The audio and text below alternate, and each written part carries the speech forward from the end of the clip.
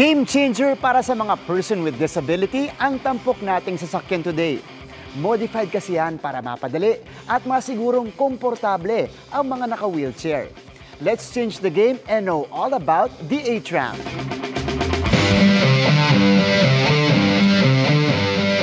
Mukhang ordinaryong sasakyan lang, pero wait till you see ang kakaiba niyang pakinabang.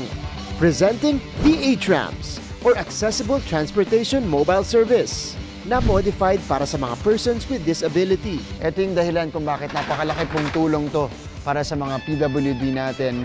So kita natin, tamang-tama lang yung elevation niya at yung, kumbaga, pagka-slant niya na ganyan. Meet the brains behind this innovation, ang Las Piñas Persons with Disability Federation Incorporated. During calamities, pag may mga bagyo, disasters, ganyan, hirap sila na i-rescue. Bakit? Dahil walang tamang sasakyan para sa kanila, especially the wheelchair user. Sa tulong ng Pinovation Academy o Pinoy Innovation Academy na proyekto ng Center for Disaster Preparedness Foundation, napondohan ang paggawa sa A-Trams noong 2023. Out of 69 entries, pasok sa top 3 innovation ang A-Trams. And the rest, they say, is history. God is so good talaga at talagang isa yon sa nag-grant. Nagkaroon kami ng pagkakataon na ma-modify ang isang sasakyan ng barangay. Inabot din ng ilang buwan kasi hindi biro yung pagtaas ng bubong niya.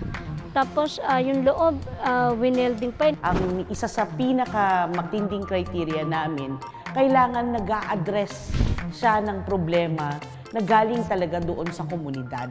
Sa ngayon, ay meron ng 2 A-Tram sa komunidad ang grupo. Hindi lang for person with disability ito. Even senior citizen can use this. Basta punta lang sila sa barangay, magre-request sila ng sasakyan, nagagamit naman po. Nay, ready ka na? Push lang, Nay. Okay, nandito na tayo. So, kita nyo naman kung gaano kadali. Mas madali kesa din sa pinubuhat. Nakikita natin yung flooring natin dito. Ang tawag nila conveyor matting para hindi masyadong gumagalaw itong wheelchair natin. Pero para mas secure pa ang mga pasahero natin, meron din pong wheelchair lock. Ito po yung seatbelt niya. So, cross po siya. Ayan. Tatawid po siya dito kay Nanay Emma. Yung kanya pong lock. Okay. Siyempre, nasa ibaba po na itong mga usual na chairs natin. Ano kaka-satisfied na meron na kayong ganito ngayon? Maganda po. Kasi ang pagsakay ko po ay madali na. Tutuwa ako at kahit papano nakakatulong sa akin. There you go mga kapuso, napakaganda po na nabigyan pansin na. And it's about time na nabigyan pansin na yung mga miyembro ng PWD community at nabigyan sila nitong napakagandang regalo na tinatawag na A-Tram. Sana po, hindi lang dito sa Las Piñas magkakaroon ito, kundi sana magkaroon to ng iba't ibang version sa buong Pilipinas. Para sa GMA Integrated News, ako si Martin Javier, changing the game! Pinaigting pa ang bahay-bahay na pagbabakuna kontra tigdas. Kalahati po ng mga kaso niyan sa bansa naitala sa iisang rehiyon kung saan nagdeklara na ng measles outbreak. At nakatutok si Darlene Kai. At saka siya po, isang babae. Tanging alaala na lang ni Baby City Ashia ang mayroon ng kanyang inang si Alima. Wala na raw siyang mga larawan ng kanyang anak na nasawi sa komplikasyon dahil sa tigdas. Uy, manag ko. Ang namimiss ko. Setyembre noong nakaraang taon, nagka-rashes sa iba't ibang bahagi ng katawan si Baby City. Umalat po sa buong katawan niya. Tapos ayaw niya kumain.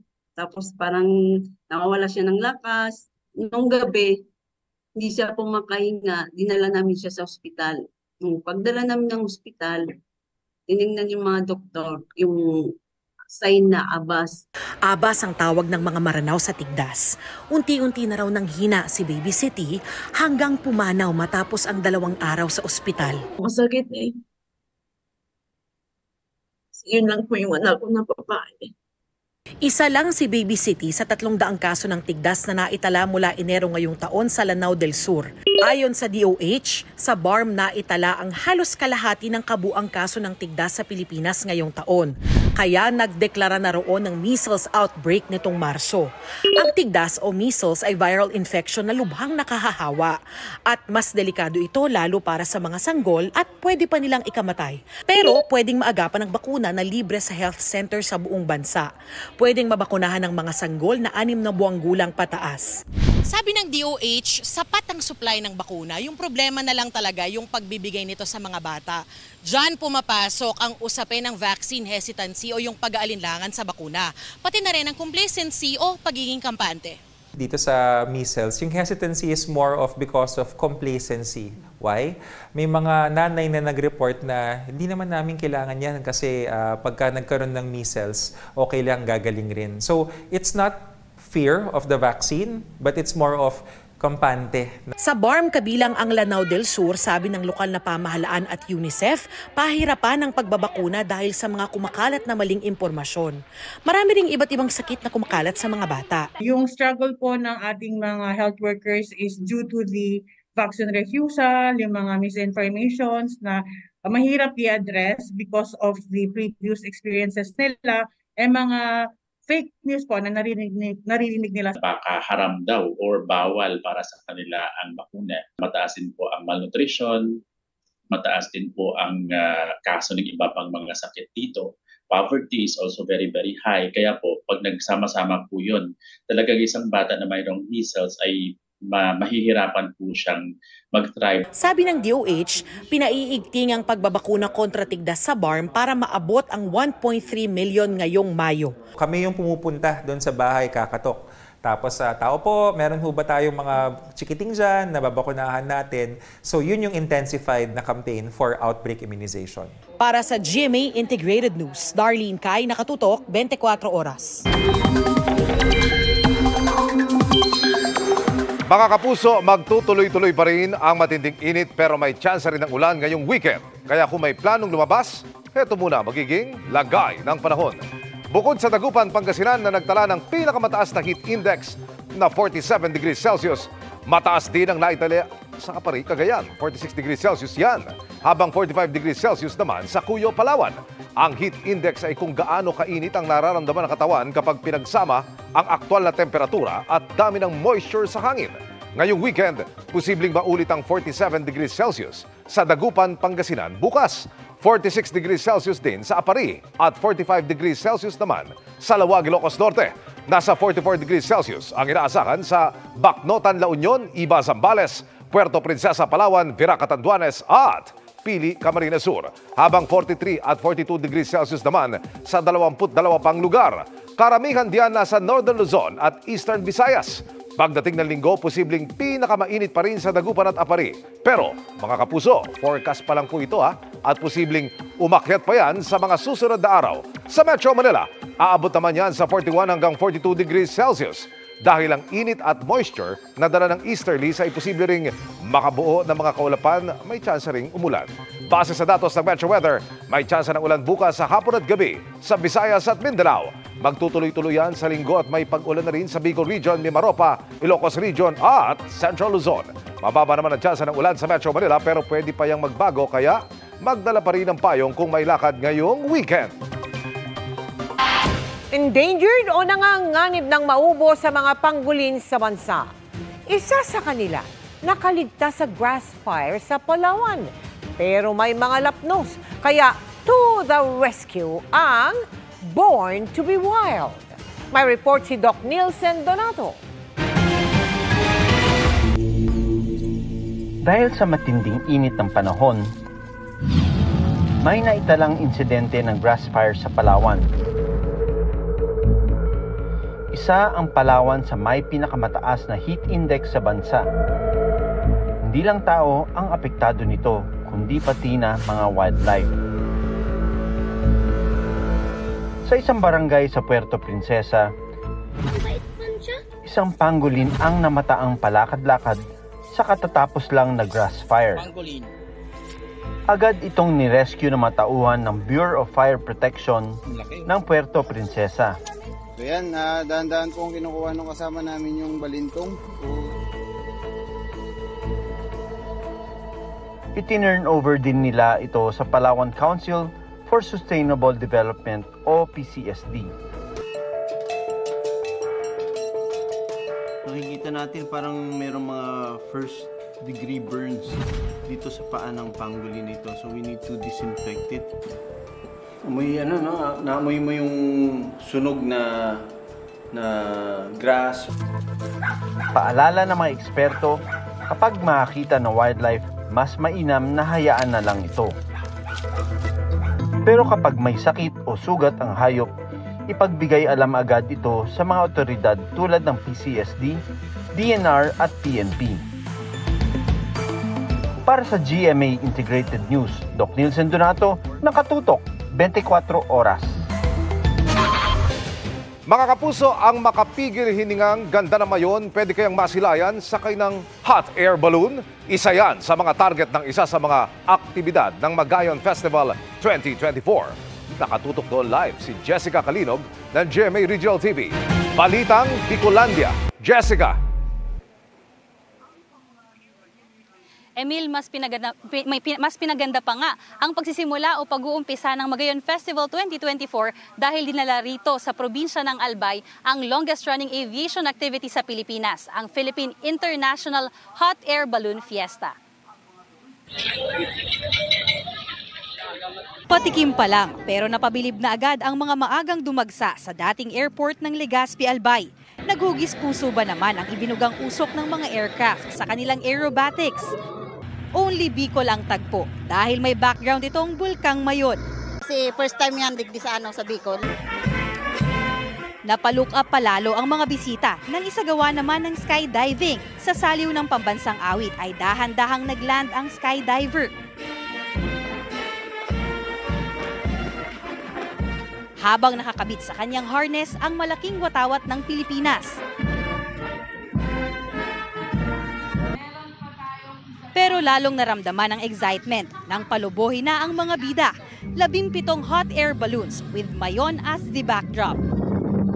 Nakaka-amaze po yung makita up close for the first time yung hot air balloons. And dito pa sa hometown, so nakaka-proud. Sulit pa rin kahit hindi na nakalipad dahil sa biglang pagbabago ng hangin. Medyo malakas na yung hangin natin. So bukas agahan natin yung simula. Encourage natin lahat ng tao dumating na mas maaga. And we will do it. We'll hopefully the wind will cooperate with us. Oh, safety first, yes. And the balloons are very expensive. This balloon is about $150,000 US. So if I burn a couple panels, you won't see me the next 5 days. Meron ding mga paramotor gliders mula sa iba't ibang bahagi ng bansa. Maganda. Susunod, doon naman lilipad. Okay naman, kaya lang pagka medyo malakas ang hangin, tulad ngayon, medyo may kahirapan ng konti. Pero pag meron ka naman ng experience, wala naman problema, saka masaya. Bagamat naramdaman ang minsang pag-ulan, hindi naman napigilan ng mga nanonood na mamangha sa ginawang airplane bomb drop competition. Nakadisplay din sa dating airport ang iba't ibang air asset ng Philippine Air Force at iba pang private planes. Ay, napanood din dito ang aerobatic pyro display at drone show. Kakatapos lang din nung hot air balloon night glow kung saan hindi na pinalobo pa yung mismong hot air balloon at pinaapoy na lamang yung burners dahil pa rin sa malakas na hangin. Pero hanggang sa linggo pa naman yung hot air balloon festival dito sa Albay, kaya tomorrow is another day at bukas daw ay susubukan nilang maaga ng makapag-umpisa para hindi rin masyadong mahangin. Emil? Maraming salamat, Jessica Kalinog ng GMA Regional TV. Balitang Bicolandia.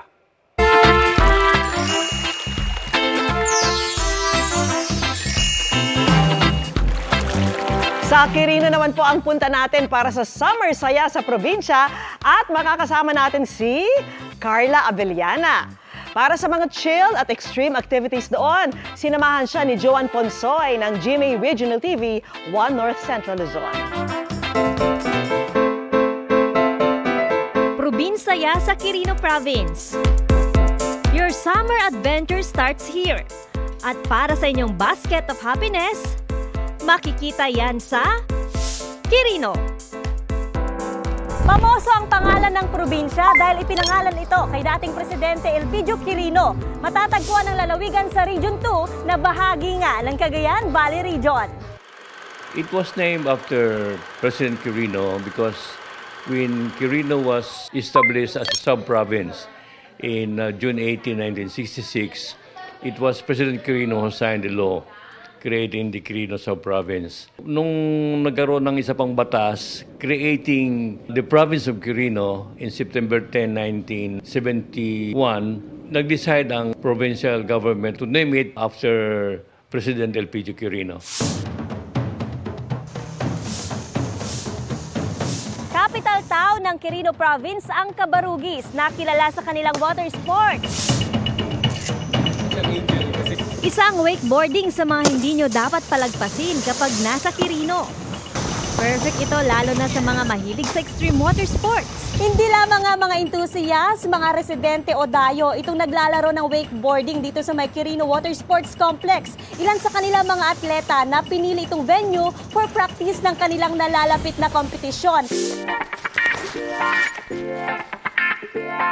Ang kayaking ang isa sa mga sports na pwede nyong subukan dito sa may Quirino Water Sports Complex. Sa mga kagaya ko na hindi gusto yung mga extreme adventure, mas madali lamang itong activity na ito. But the basket of happiness only starts here. Punta tayo sa mas maaksyong Enduro Challenge. Sakto ang gala natin today dahil ngayon ang Motorismo 2024. After sports activities, it's time to replenish our body and soul dahil sa natural and fresh food offerings dito sa Quirino. Kasama nating huhusga sa mga delicacies ng probinsya ng Quirino, walang iba, ang Widow's War star, the ever beautiful Miss Carla Beliana. Good afternoon. Ito mula sa Quirino, na first time ko po. So, taste test tayo. Una naming tinikman ang mga processed meat gaya na laman ng sausage, ham, and bacon. Sarap din po. Hindi naman po siya. Hindi siya maalat. So, masarap po yung ham. And masarap po masyadong sweet. So perfect, yummy. Not only for merienda, even for snacks ng mga baon ng bata. At ang kanilang ipinagmamalaking guyamansi o guyabano at kalamansi juice. Karamihan dito sa Quirino farmers, ngayon kung nagkakaroon ng oversupply, gumagawa sila ng new products out of it. Kesa naman sa i-dispose or itapon na lang. Dinayo rin natin ang kilalang Susong Dalaga Cave.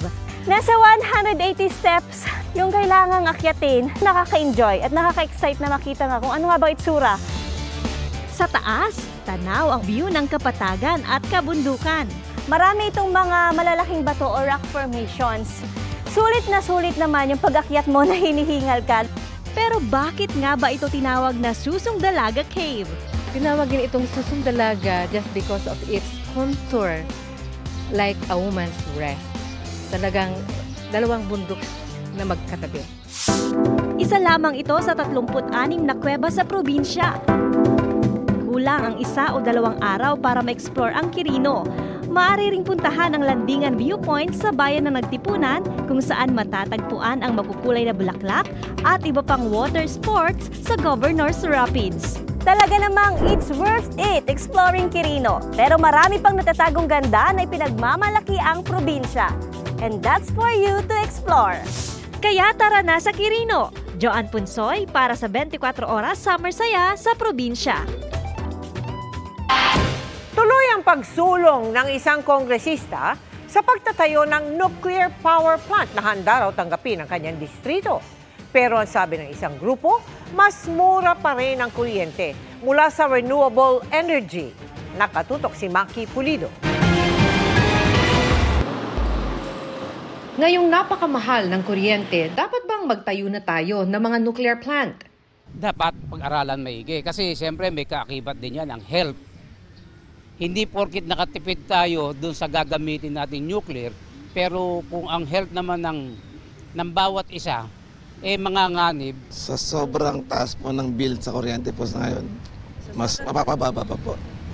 Wala pa ring tigil ang pangangampanya ni Pangasinan 2nd District Representative Marco Huangco para sa nuclear energy. Dapat nga raw hindi lang isang conventional power plant tulad ng Bataan Nuclear Power Plant ang itayo.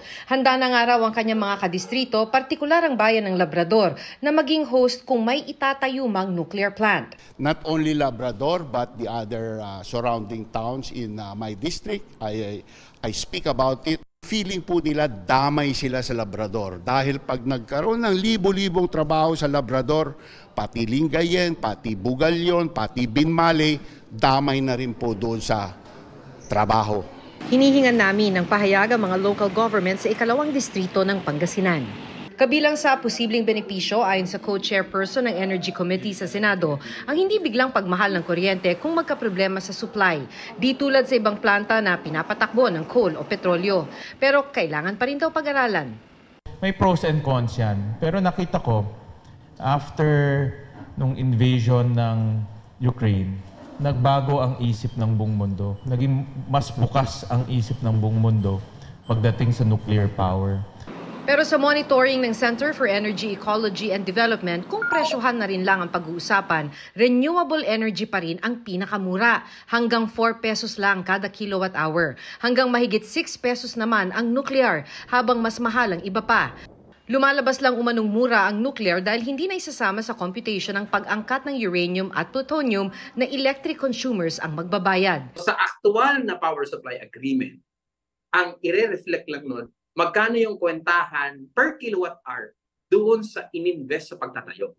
So ang renewable energy kasi, yung 4 na piso, yun yung total cost ng ininvest sa pagtatayo at pag-maintain. Wala siyang fuel cost. Wala pang bagong pahayag ang Department of Energy. Pero dati na nilang sinabi na prioridad ang renewable energy. Maaari lang itong haluan ng nuclear energy kaya't may target na 4,800 megawatts ng nuclear energy sa taong 2050. Para sa GMA Integrated News, Maki Pulido, nakatutok, 24 oras. Nagkakilala na pero may pangmalakasang tapatan pa ang mga character ni Marian Rivera at Max Collins sa GMA Prime series na My Guardian Alien. Kabilang dyan ang hatawan sa dance floor. Makichika kay Lars Santiago.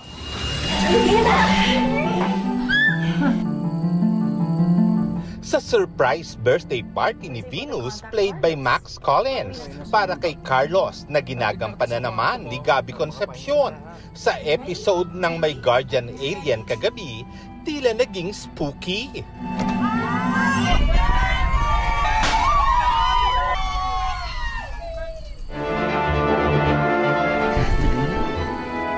Pero hindi yan multo ni Catherine, kundi ang alien na si Grace played by Kapuso primetime queen Marian Rivera. By the way, how are you related nga to Catherine? Kasi pagkamukha kayo para kay twins. Pinsan niya. Sa interrogation kagabi, napuno rin ng katatawanan. Ano nga po ang buong pangalan nyo, Ma'am Grace? Grace before me. Before me. Grace before me. At nang sunod-sunod na ang mga tanong kay Grace, mamaya na ang matinding tapatan ni Venus at Grace. Pero masisinda kaya ang ating favorite alien?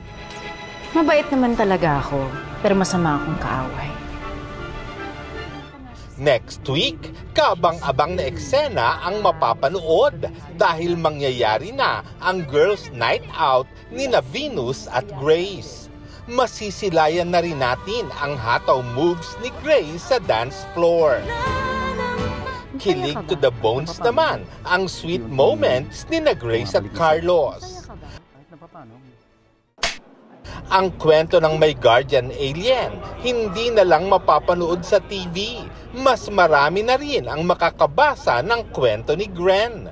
Nag-donate kasi ng pambatang aklat na ang kaibigan kong alien ang GMA sa book nook ng isang malaking mall sa Taguig.